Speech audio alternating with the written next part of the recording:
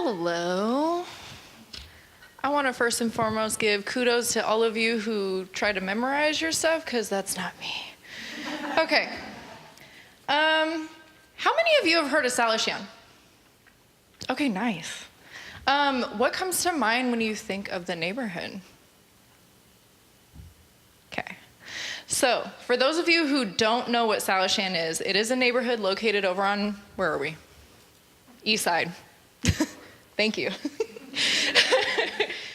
And it's been historically looked down upon since it's been built, which was back in the 40s. So, like most single parents, my mom was forced to leave me in the care of others because she had to work. Most nights, she would take me to Eastside. As soon as we arrived at my sitter's house, my mom would carry me in, lay me on the couch, and head to work. I would lay there in the dark, and I remember there was like this covered window, so it would just be dark, but you could kind of see the outline of it just ever so slightly, and I'd just be laying there. And sometimes you would hear him in the distance. Plow, plow, plow. One time, I asked my sitter why people were lighting off fireworks, and my sitter told me to sleep on the floor whenever I heard them. To me, this was Salishan. Thank you. So while my history, oh, by the way, Salishan is in red right there, it's pretty huge. So while my history within Salishan is important, it's limited compared to the people who actually lived there. My film project has included these voices through oral history. Historically, oral history hasn't been used as a primary research method. However, without oral history, one is unable to totally understand the past.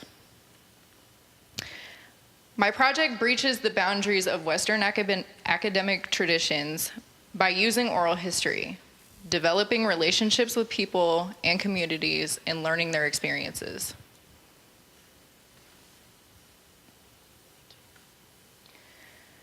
So before it became the mixed income neighborhood that we see today, it looks super nice if you drive by there. The land went through multiple transitions in ownership. So it started off as a part of the Puyallup peoples in territory.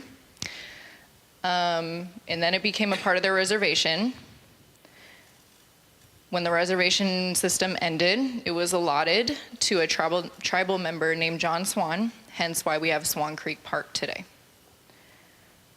From there, Swan sold plots of his land to local mining and logging companies, as well as individual buyers, which then were all kicked off the land by the government during World War II to make way for a wartime housing project.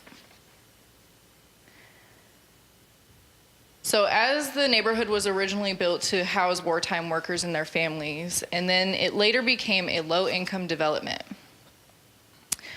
Over the decades, Salishan as a community had developed its own culture. From being recognized for their sports programs and assistance programs at the Eastside Neighborhood Center, to hosting community gatherings and celebrations, Salishan also had its own urban legend. And there was a urban legend that not a lot of people know of unless you're from Salishan, and his name was Baldheaded Murphy.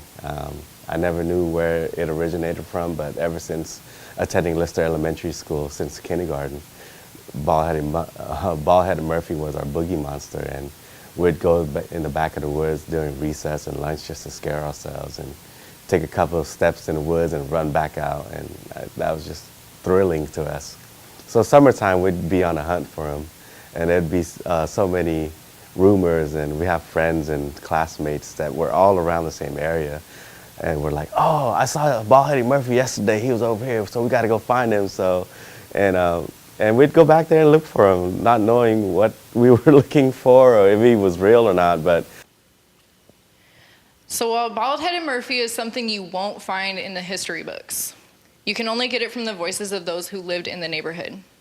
My work, this film, reminds us that the historical record is always incomplete without oral history. Thank you.